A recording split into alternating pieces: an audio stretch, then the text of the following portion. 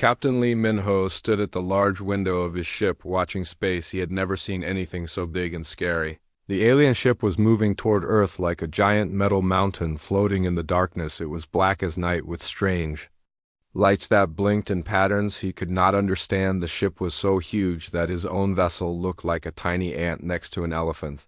The Earth defense ship Rising Sun was the pride of humanity. It was the biggest and strongest ship humans had ever built, but now it looked like a toy compared to the monster approaching them. Lee Min-ho had been a soldier for 20 years. He had fought in 3 wars and had seen terrible things, but nothing had prepared him for this moment. His hands were shaking and his mouth felt dry. On the bridge around him, his crew worked quietly. Everyone knew what was happening. The Galactic Council was coming to collect tribute from Earth. They had heard stories about what happened to planets that refused to pay. The stories were not good. Captain Lee looked at his young communications officer, Han Subin. She was only 25 years old, with bright eyes that reminded him of his daughter. Back on Earth, the alien ship was called a tribute collector, but it looked more like a weapon of war. Its hull was covered with gun ports and missile tubes. There were energy cannons that could destroy cities and shields that could stop nuclear bombs. The ship had traveled across the galaxy, collecting payments from every intelligent species it could find. For 300 years, no one had ever said no to the Council Ambassador Park. Ji-woo sat in her office, reading the message that had just arrived. Her face was pale, and her hands trembled slightly.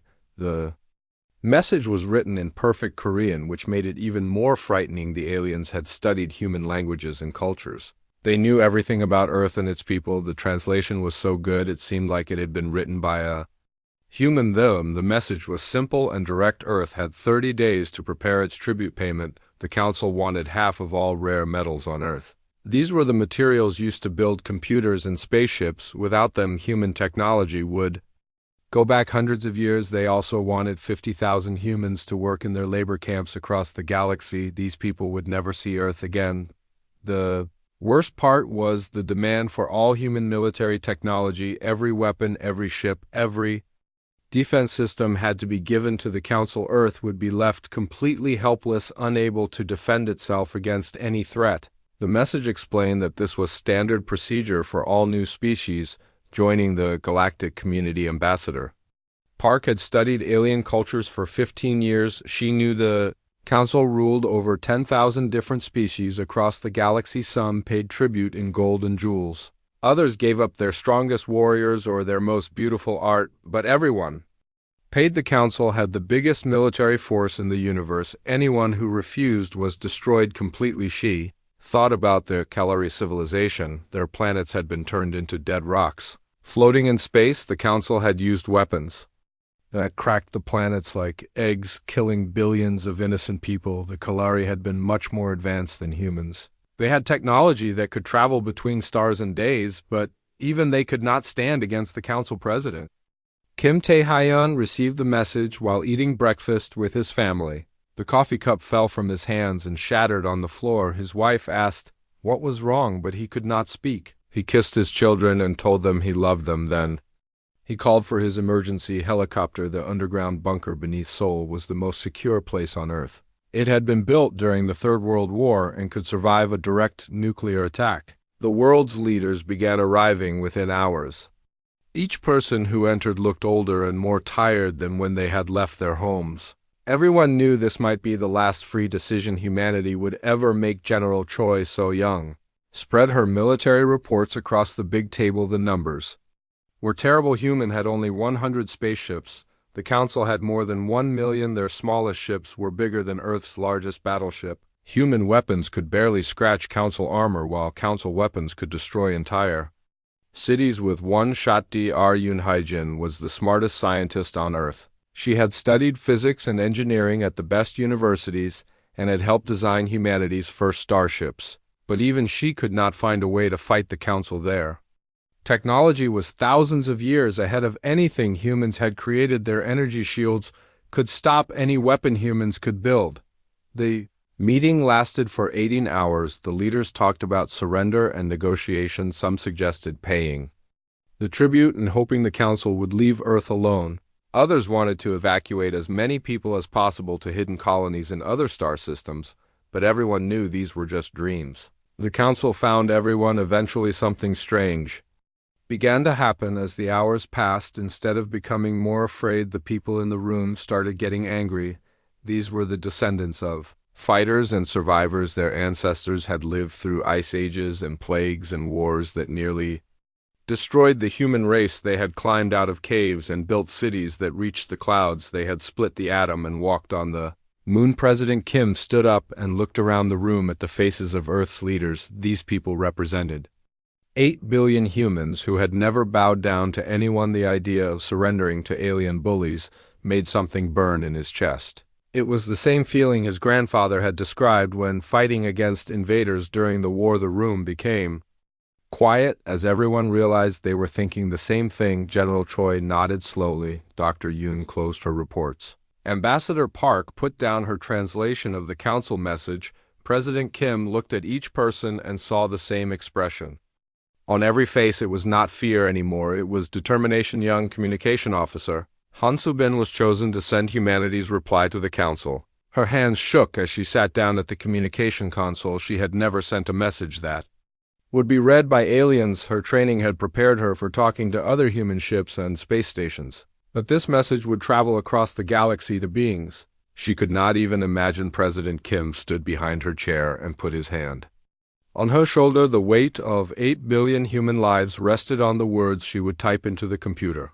Every person who had ever lived and died on Earth seemed to be watching through her eyes. She thought about her parents who had taught her to stand up to bullies. She thought about her little brother, who always asked her to protect him. The message would take several days to reach the council ship, but once it was sent, there would be no taking it back. Earth would be committed to whatever path they chose. The alien ship waited in space like a patient predator, confident that humans would do what every other species had done for 300 years. Han Soo-bin typed the message slowly, making sure every letter was correct. She read it 3 times before looking up at President Kim. He nodded once. The message was only one word, but it would change the history of the entire galaxy. She pressed the send button and watched as humanity's answer traveled toward the stars. Admiral Vex of the reptilian hegemony was eating his dinner when the message arrived. He had collected tribute from over 2,000 different worlds in his 400-year career. Some species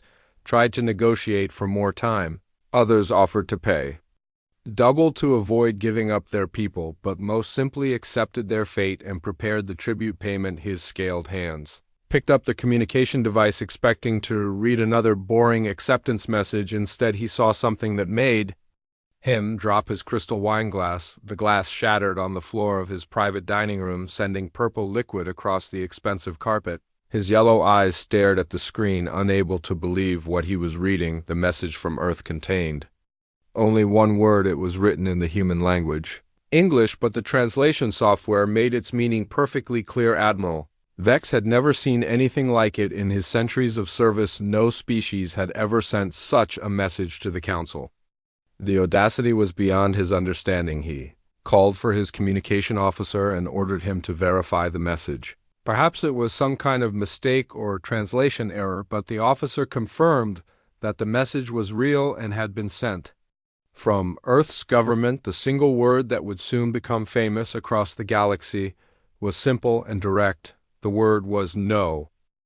Admiral Vex stared at the message on his screen for a long time. The single word no burned in his yellow eyes like fire. He had conquered planets and destroyed civilizations, but no species had ever dared to simply refuse the council. His scaled hands crushed the communication device as rage filled his ancient heart. He immediately sent emergency signals to every council fleet in 5 different sectors of the galaxy. The message was urgent and angry. These primitive mammals from a small blue planet had insulted the mighty galactic council. They would pay for their arrogance with complete destruction. Admiral Vex would make sure their punishment was remembered for 1,000 years on Earth. President Kim stood before the largest gathering of world leaders in human history. The underground bunker had been expanded to hold representatives from every nation, every corporation, and every military organization. The air was thick with tension as 8 billion people watched on screens across the planet. We knew this day would come, President Kim said. His voice was calm, but his eyes burned with determination.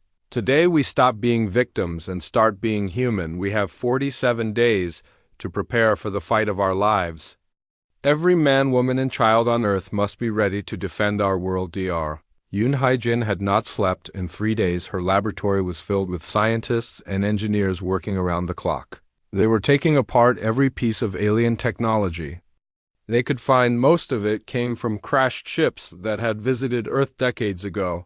The technology was old, but it was still more advanced than anything humans had built. She discovered that human mining lasers could be modified to cut through alien ship hulls. The giant machines used to dig tunnels and extract ore from asteroids became weapons of war. Cargo ships that normally carried supplies between planets were fitted with missile launchers and nuclear bombs.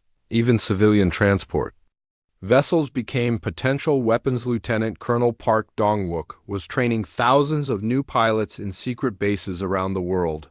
Most of them were young people who had never flown in combat before, but they learned quickly because they knew their families and friends depended on them. He taught them that sometimes being human meant being willing to die for what you believed in. The most important work happened in the deepest laboratories beneath the South Korean mountains. Professor Lee Na-young had made an incredible discovery. Human brains work differently from every other species in the galaxy. The same unpredictability that made humans hard to understand made their minds natural weapons against alien computer systems. She found that human thoughts could confuse and disable the advanced artificial intelligence systems that controlled council ships. The chaotic patterns of human emotions were like viruses that could infect alien technology. Professor Lee began building special transmission arrays that could broadcast human consciousness across vast distances. Captain Song Hai-rim led teams of engineers who turned Earth's moon into a fortress. They carved gun positions into craters and built factories inside the moon's core. Hidden weapons were placed all around the lunar surface, waiting for enemy ships to come within range. The peaceful moon that had inspired human poets for thousands of years became a military stronghold. Every human settlement in the solar system was turned into a potential battlefield. Mining colonies on asteroids became weapons depots. Space stations became missile platforms. Even the research bases on Mars were equipped with defensive systems. Children as young as 10 years old learned how to operate basic weapons and communication equipment. The most dangerous work was done by teams of volunteers who went into deep space to plant mines and set traps. They knew they might not survive the mission, but they went anyway because Earth needed every advantage it could get. Millions of small explosive devices were hidden throughout the solar system. Radio operator Kim Bio-young worked day and night sending messages to every corner of the galaxy. She broadcast in hundreds of different alien languages, telling other species about humanity's decision to fight. She shared human music and poetry and stories of courage, hoping that somewhere other people would hear and remember. For the first time in galactic history, the conquered peoples of the universe heard about a species that had chosen to fight instead of surrender. The messages traveled faster than light, reaching planets where beings had paid tribute for thousands of years. They heard about the word no and what it meant to humans on distant worlds and secret meeting places. Aliens began to whisper about the crazy species that had dared to defy the council. Some said humans were stupid and would be destroyed quickly. Others wondered if maybe the humans were right. Maybe it was time to stop being afraid. The council had always maintained control through fear and isolation. They made sure that no species could communicate with others, that all resistance was crushed before it could spread. But human radio broadcasts were breaking down those walls. Beings who had never heard of each other began to dream of freedom as the days passed. Earth transformed from a peaceful planet into a fortress world. Factories that had made cars and computers now produced missiles and armor. Every space elevator became a launch platform for military ships. Parks and playgrounds were turned into training grounds where citizens learned to fight. Dr. Yoon made another breakthrough by studying captured council communication equipment. She learned that the aliens had a weakness. Their entire military system was based on logic and predictable patterns. When faced with truly random behavior, their tactical computers would make mistakes or shut down completely. Professor Lee discovered that human emotions could be weaponized in ways no one had imagined. Fear, anger, love, and hope could all be broadcast as energy patterns that would disrupt alien technology, the same feelings that made humans seem weak and chaotic, to logical alien minds would become their greatest strength in battle. Captain Lee Min-ho worked with engineers to modify his ship and every other vessel in the human fleet. They removed unnecessary equipment and added extra weapons and armor. The ships became faster and more maneuverable, but also more dangerous to their own crews. Every human ship became a potential kamikaze weapon. General Choi So-young coordinated the largest military mobilization in human history. Every person with any military training was called to serve. Retired soldiers came out of retirement. Students left their schools to join the fight. Even elderly people volunteered to help with logistics and communication. The world economy was completely reorganized for war. Money became meaningless as everything was focused on defense. Companies that competed against each other for centuries now work together, sharing technology and resources. The normal rules of business and politics were forgotten in the face of extinction. As the 47th day approached, humanity was as ready as it could be. Earth bristled with weapons. The moon had become a fortress and millions of mines floated invisibly in space. But everyone knew it might not be enough. The Council fleet approaching Earth was larger and more powerful than anything humans had ever faced. President Kim made one final broadcast to the world. "We may not win this fight," he said, "but we will show the galaxy what it means to be human. We will prove that freedom is worth any price and that some things are more important than survival itself." In the depths of space, Admiral Vex's command ship led a fleet of 300 heavy warships toward the small blue planet. His orders were simple: make Earth's destruction so terrible that no other species would ever dare to say no to the Council again. The punishment fleet would arrive exactly on schedule, and the war would begin. The Council punishment fleet arrived at the edge of Earth's solar system exactly 47 days after receiving humanity's reply. Admiral Vex stood on the bridge of his flagship, watching the small blue planet through his advanced sensors. 300 of the most powerful warships in the galaxy followed behind him. Their combined firepower could turn entire moons into dust. Admiral Vex had destroyed rebellious planets before, but this felt different. These humans had done something no species had ever done in 3,000 years of Council rule. They had simply said no without trying to negotiate or beg for mercy. The audacity still made his blood boil with rage. His fleet moved toward Earth in perfect formation like a wall of death.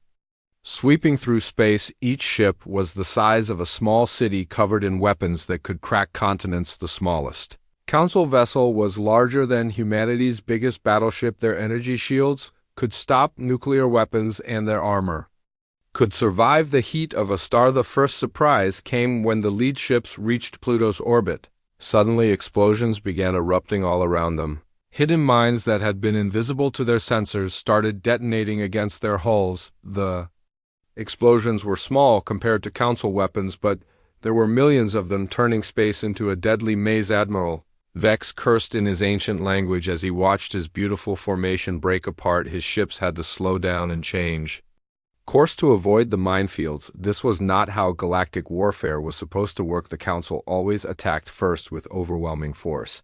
But these humans were fighting like space pirates, using tricks and traps, while his fleet dealt with the mines. Converted human cargo ships suddenly appeared from behind asteroids. These vessels had been stripped of everything except engines and nuclear weapons. They accelerated toward the Council ships at incredible speed with no intention of slowing down or turning away. The Council had superior shields and weapons, but they had never faced an enemy willing to use kamikaze tactics on such a massive scale. Human pilots flew their converted cargo ships directly into the alien vessels, trading their lives for a chance to damage the enemy.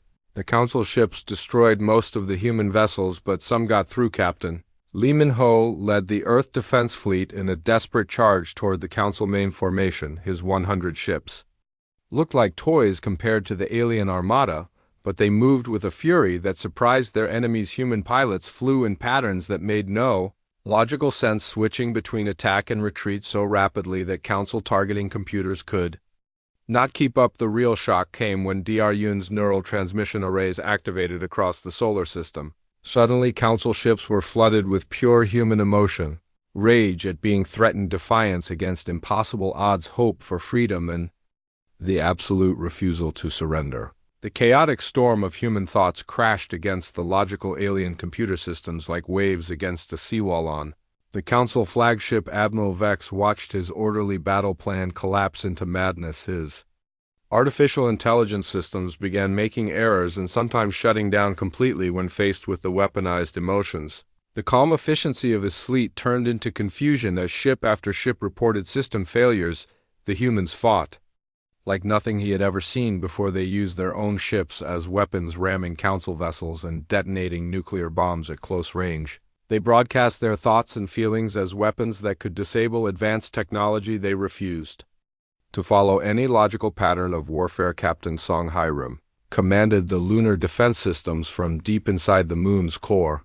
As Council ships approached Earth, she unleashed everything humans had built in 47 days. Hidden weapons emerged from craters and fired at the alien fleet. Mining lasers that had been converted into ship killers carved through enemy hulls. The moon itself became a weapon as human engineers detonated charges that sent massive chunks of rock flying toward the Council fleet. The same moon that had inspired human poetry and romance became a fortress that spat death at the invaders. Admiral Vex had never seen anything like it in 4 centuries of warfare. Lieutenant Colonel Park Dong-wook led squadrons of fighter pilots who had trained for less than 2 months against enemies who had fought for centuries. But the young humans flew with a desperation and creativity that confused the alien pilots. They broke every rule of space combat and somehow survived longer than they should have. Professor Lee Na-young's consciousness broadcasts grew stronger as more humans joined the transmission. Arrays around the world focused the thoughts and emotions of 8 billion people into a weapon that no alien technology could defend against. The Council ships began to malfunction as their computer systems tried to process the chaotic storm of human minds. Dr. Yoon had discovered that human unpredictability was their greatest strength, the same trait that made humans seem primitive and disorganized to logical alien minds made them impossible to defeat using standard tactics. Every human pilot flew differently, every human ship attacked from unexpected angles. The battle raged for 18 hours. As both fleets tore each other apart in the darkness of space, human ships died by the dozens, but they took Council vessels with them. Every human pilot who died made sure their sacrifice counted for something. The space around Earth became a graveyard of twisted metal and floating debris. Admiral Vex realized with growing horror that his punishment fleet was not winning the quick victory he had expected. These primitive mammals were actually fighting back with weapons and tactics that his military training had never prepared him for. His ships were taking heavy casualties against an enemy that should have been crushed in minutes. As the hours passed, more human reinforcements arrived from hidden bases throughout the solar system. Ships that had been disguised as asteroids revealed themselves and joined the battle weapon platforms that had been built inside space stations. Opened fire. The humans had turned their entire solar system into a trap. The most terrifying moment came when human pilots began broadcasting their final messages as they died. Instead of screams of pain or pleas for mercy, the Council heard defiant shouts of no and promises that Earth would never surrender. The dying humans used their last breaths to curse their enemies and inspire their friends. When the first battle finally ended, both fleets were badly damaged. The Council had lost 60 ships, while humanity had lost almost their entire space force. But something impossible had happened. The humans had not surrendered. Even as their ships burned around them, human pilots kept fighting, kept saying no with their final acts. Admiral Vex stared at the tactical display showing the destruction of his fleet. He had come to punish a primitive species for their insolence. Instead, he had fought the most brutal battle of his long career against enemies who refused to accept defeat. For the first time in 3 centuries, a Council punishment fleet had failed to win a quick victory. The surviving human ships regrouped around Earth while the damaged Council fleet retreated to a safe distance. Both sides prepared for the next phase of the war. But across the galaxy, other species had been watching and listening to the battle broadcasts for the first time in thousands of years. Beings on conquered worlds began to believe that the Council could be defeated. The word no had become more than just humanity's reply to a tribute demand. It had become a symbol of resistance that would spread across the stars like wildfire. The galaxy was about to change forever. And it all started with one species that refused to bow down to tyranny. News of humanity's battle spread across the galaxy faster than the speed of light. On 1,000 different worlds, beings who had never heard the word human suddenly knew that somewhere in the universe someone had said no to the council and lived. To tell about it, the story traveled through secret communication networks that had been hidden for centuries. Captain Park Soo-jin sat in her damaged ship monitoring alien radio frequencies from dozens of different species. What she heard amazed her. Beings on planets hundreds of light years away were talking about the crazy species from the small blue world who had dared to fight back. The word no was being translated into languages that had no concept of refusing authority. The Avian Confederacy on Kepler 442b was the first to act. These bird-like creatures had paid tribute to the Council for over 800 years, giving up their most beautiful feathers and their fastest flyers as slaves, but now their leaders stood before their parliament and declared that they would follow the human example. Their message to the council was simple: we will not pay tribute anymore. Within days of the avian announcement, the Crystalline Collective made their own declaration. These silicon-based life forms had been forced to give the council their most precious gems and their brightest minds for generations, but hearing about human courage gave them strength they had forgotten they possessed. Their crystal cities began preparing for war. The aquatic republics ruled the ocean worlds of 3 different star systems. They had always been peaceful traders who avoided conflict at any cost. But when they heard how humans had turned their entire solar system into a weapon, they realized that sometimes peace required fighting. Their underwater cities began building warships. For the first time in 1,000 years, Admiral Vex found himself fighting rebellions on 50 different fronts simultaneously. Council forces that had maintained peace through fear for centuries suddenly faced uprisings everywhere. The rebels had a new battle cry, the human word, no, and they fought with the same desperate courage they had seen in the Earth Defense Fleet. On his flagship, Admiral Vex received emergency reports from across the galaxy. Species that had been loyal subjects for millennia were declaring independence. Tribute ships were being attacked by their own crews. Entire star systems were joining together to resist council rule. What had started as a simple punishment mission had become a galactic civil war. The Council High Command on the ancient homeworld of Nexus Prime called for emergency sessions. Supreme Chancellor Vex had ruled the galaxy for over 2,000 years through a combination of fear and superior technology, but now that system was crumbling as species after species chose freedom over safety. Back on Earth, the survivors worked frantically to rebuild their defenses. Engineer Cho Min-young led teams that turned every piece of space debris from the first battle into new weapons. The wrecked council ships provided technology that human scientists reverse-engineered at incredible speed. Humanity had always been good at adapting and improving alien technology. Dr. Yoon made breakthrough after breakthrough as she studied captured council equipment. She learned how their shields worked, how their weapons were powered, and most importantly, how their communication systems operated. This knowledge allowed her to build jamming devices that could disrupt entire council fleets. President Kim received secret messages from rebel leaders across the galaxy through hidden communication channels that had been established during the first battle. Species that had paid tribute for centuries wanted to form an alliance with the humans who had shown them that resistance was possible. Commander Oh Se-hun was chosen to lead diplomatic missions to these potential allies. She traveled in fast scout ships through dangerous space controlled by council forces, carrying the message that freedom was worth fighting for, no matter how impossible the odds seemed. Her ships were small and fast enough to avoid council patrols.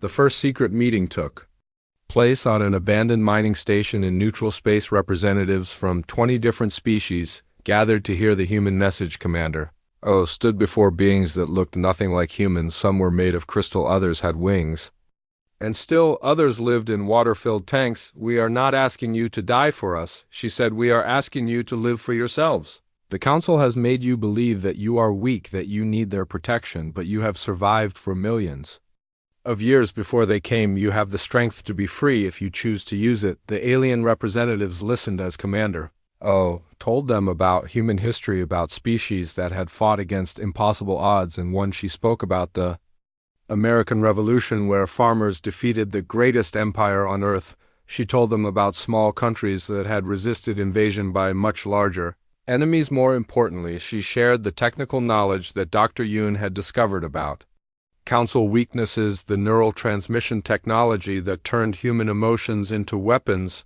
could be adapted for other species. Each type of alien mind would create different patterns, but all of them could disrupt Council computer systems. The meeting lasted for 3 days as representatives from different worlds shared their own stories of oppression and their dreams of freedom. By the end, they had formed something new, the Free Worlds Alliance, bound together not by tribute or fear, but by the shared desire to control their own destiny. The alliance faced enormous challenges. Different species had different technologies, different ways of thinking, and different definitions of freedom. Some were warriors, others were peaceful traders. Some lived underwater, others flew through space, but they all shared one thing: they had all said no to the Council. Coordinating military operations between dozens of different species was almost impossible. Some communicated through light patterns, others used chemical signals, and still others spoke in ultrasonic frequencies that most species could not even hear. But slowly they began to work together. The Crystalline Collective provided defensive technology that could protect entire fleets. The Aquatic Republics shared stealth systems that made ships nearly invisible. The Avian Confederacy brought speed and maneuverability that let small ships outrun larger ones. Each species contributed their greatest strengths to the common cause. Captain Kim De-yoon worked from a hidden command center on Earth's moon, coordinating the growing Allied fleet. The logistics were nightmarish, trying to supply ships that needed different types of fuel, ammunition, and life support systems, but somehow it worked. Because everyone was fighting for the same goal, the Council response was swift and brutal.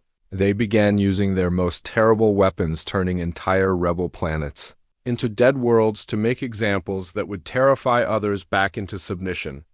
But instead of creating fear, these atrocities only made more species join the rebellion. Supreme Admiral Korath, veteran of 100 conquered worlds, was called from the Galactic Core to deal with the crisis. He commanded the largest fleet in Council history, 2,000 of their most powerful warships. His orders were clear: not just to destroy Earth, but to make humanity's extinction so horrific that no species would ever dare rebel again. But the galaxy had changed. The secret communication networks that carried news of the rebellion also carried technical information about Council weaknesses. Rebel scientists shared discoveries that helped other rebels build better weapons. The knowledge that had once been monopolized by the Council was spreading to everyone on distant worlds. Children who had never seen the stars began learning about a species called humans who had taught the galaxy that freedom was possible. Art and music celebrating resistance began appearing in secret galleries and underground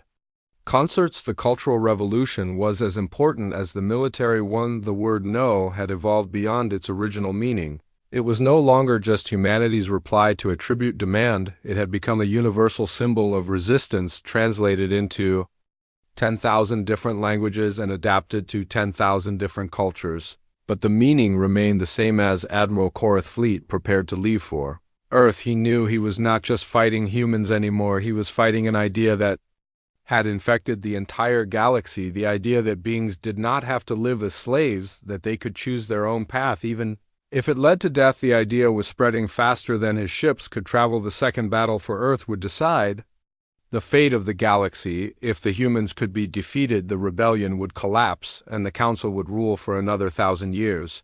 But if Earth survived, the Free Worlds Alliance would have time to grow stronger, and the age of tribute would end forever. The rebels prepared for the largest space battle in galactic history.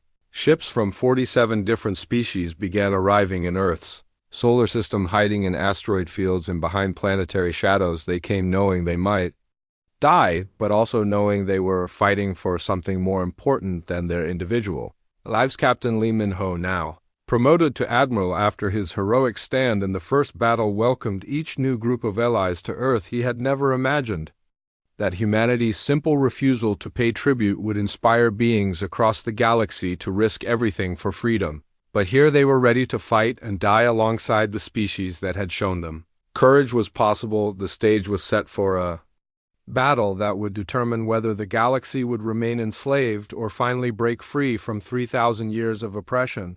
The Council was bringing their greatest fleet to crush. Supreme Admiral Korath arrived at the edge of Earth's solar system with the largest war fleet in galactic history. 2,000 Council warships stretched across space like a wall of metal and death. Each vessel was a masterpiece of destruction. Capable of cracking moons and boiling oceans, his orders from the High Command were simple: make humanity's end so terrible that the galaxy would never forget. Admiral Korath was different from Admiral Vex. He had conquered over 100 worlds and destroyed dozens of rebellious species in his 800 years of service. He understood that this battle was not just about punishing humans. It was about maintaining Council rule over the entire galaxy. If Earth survived, the rebellion would spread like wildfire, but Earth was no longer alone.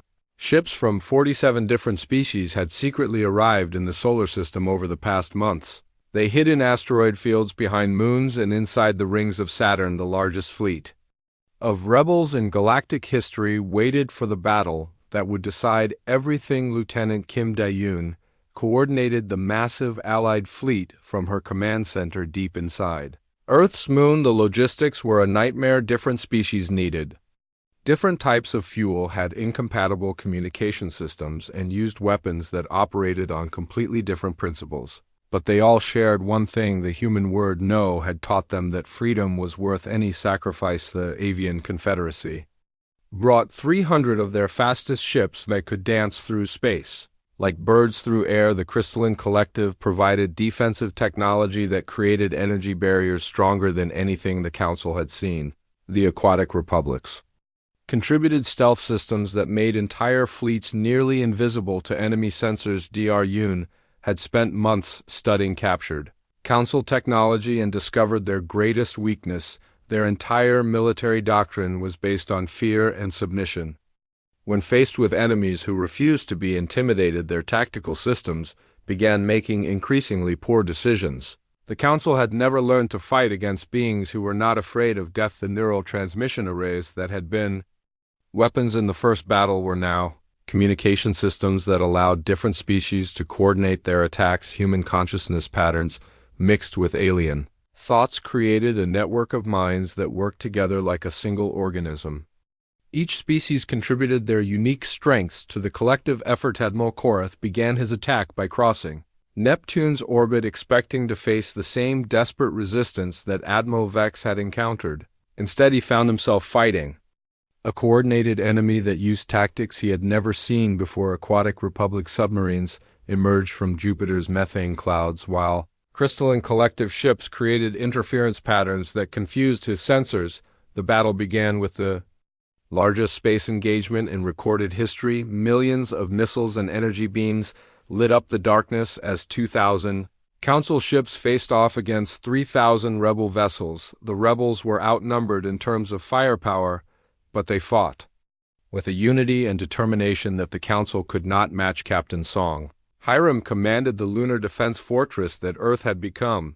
The moon bristled with weapons that emerged from hidden bunkers carved deep into the rock. Human mining equipment that had been converted into ship killers fired alongside alien energy cannons, creating a defensive wall around Earth. The most amazing sight was watching different species work together for the first time in galactic history. Avian fighters provided cover for slow-moving crystalline ships, while aquatic stealth vessels guided human kamikaze pilots to their targets.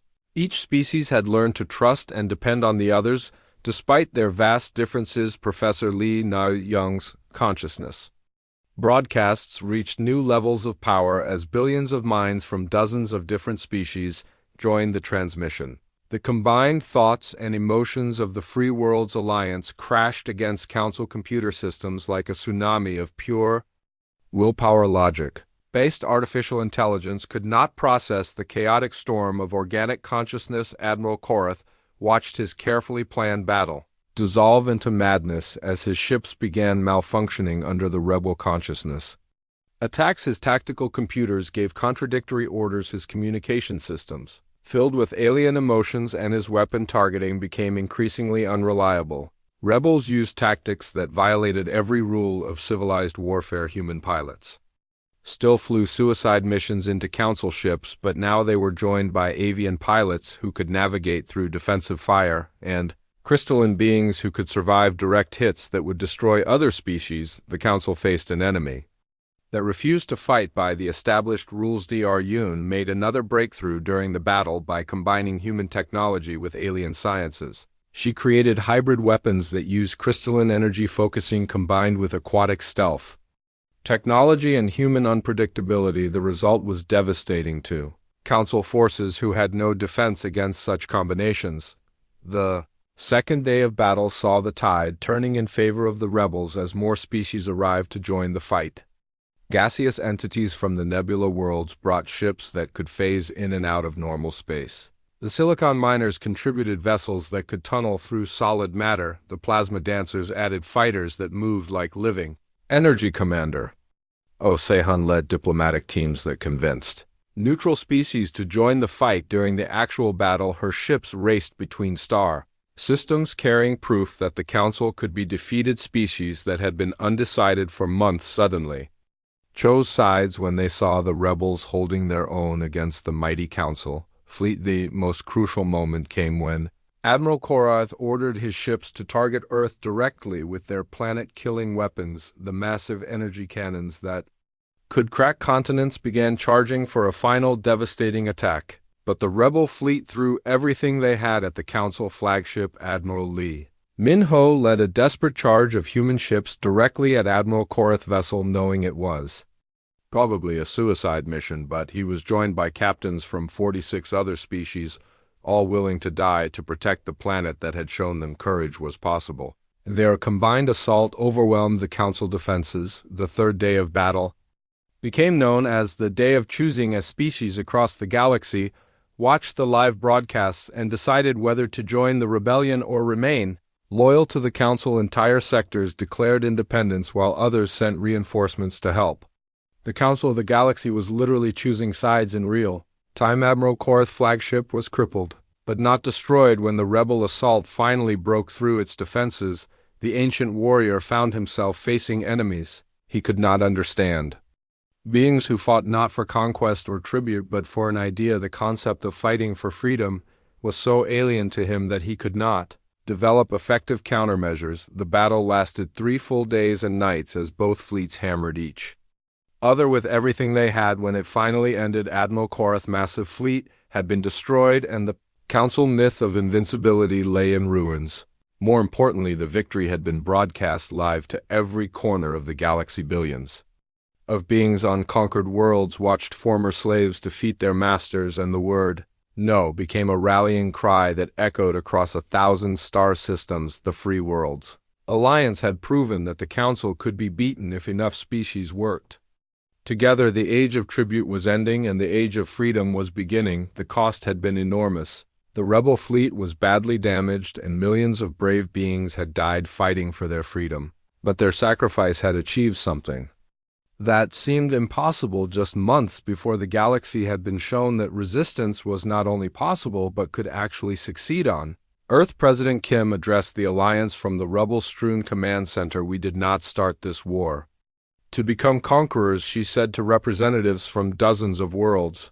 "We fought because sometimes you have to stand up to bullies even when you know you will probably lose. Today we learned that we were not alone." The victory celebration was brief, because everyone knew the war was not over. The Council still controlled most of the galaxy and would not give up easily. But something fundamental had changed. The rebels had proven that united they could defeat any enemy, no matter how powerful.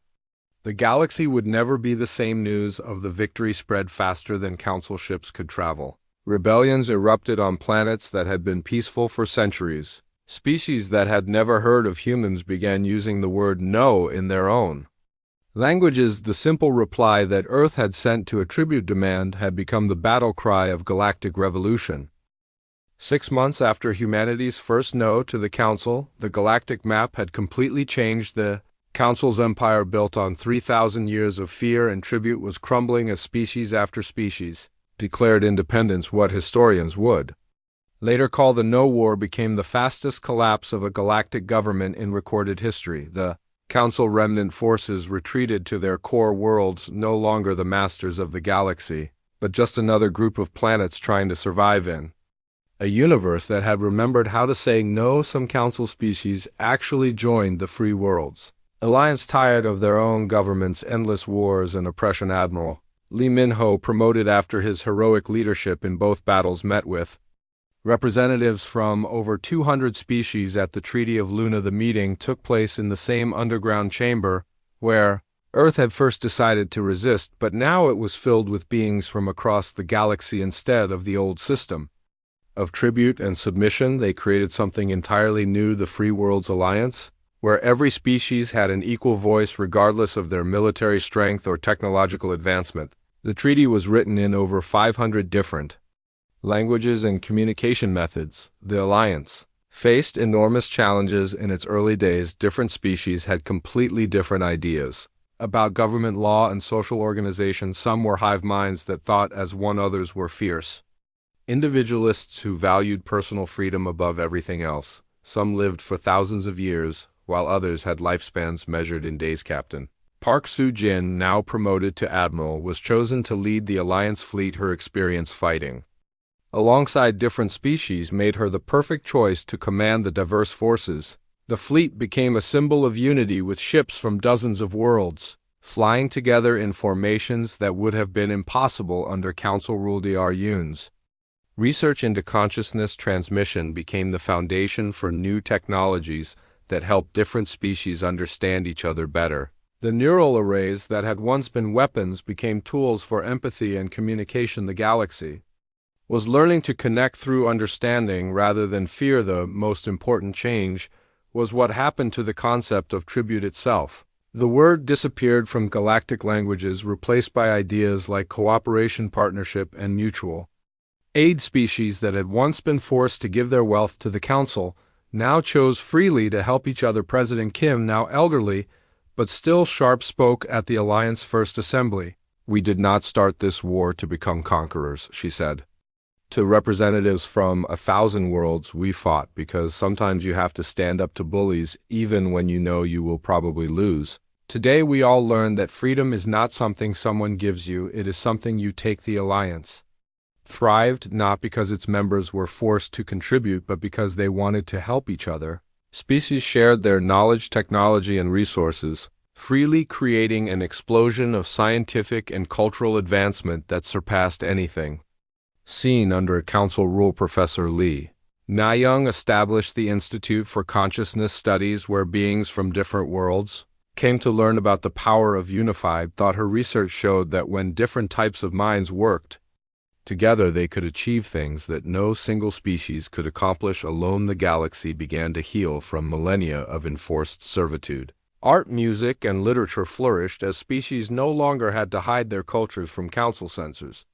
Trade routes that had been controlled by tribute collectors became open highways where any species could travel freely. Engineer Cho Min-young led the reconstruction of Earth, which had been badly damaged during the battles. The planet became a pilgrimage site where beings from across the galaxy came to see where the Great Rebellion had begun. The blue world that had said no became a symbol of hope for the entire universe. Some of the most touching moments came when former Council species asked to join the Alliance. Many of them had been enslaved by their own government for centuries and were grateful for the chance to live freely. The Alliance welcomed them, proving that the rebellion had never been about revenge, but about freedom. The story of humanity's one-word reply became legend across the galaxy. Children of 100 different species learned about the day when primitive mammals from a small blue planet taught the universe that the simplest word could be the most powerful. Museums displayed recordings of that first message, and poets wrote songs about the power of no radio.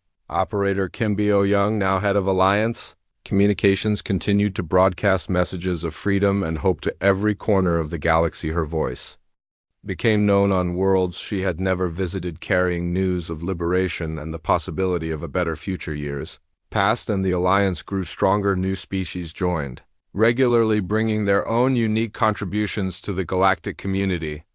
The diversity that had once been suppressed under Council rule became the Alliance's greatest strength. Different perspectives and abilities combined to solve problems that no single species could handle, the Council Core Worlds eventually asked for peace negotiations. Supreme Chancellor Dex, who had ruled for over 2,000 years, was replaced by younger leaders who understood that the age of tribute was over. The peace treaty recognized the alliance as an equal partner and established trade relationships between former enemies. Captain Song Hai Rim became the director of the Luna Historical Museum, where the artifacts of the Great Rebellion were preserved for future generations. The museum displayed everything from Admiral Vex crushed communication device to recordings of the consciousness broadcasts that had helped win the war. The most popular exhibit was a simple recording of the message that had started it all. Visitors from across the galaxy could listen to communication Officer Han Subin's voice as she sent humanity's one-word reply to the Council.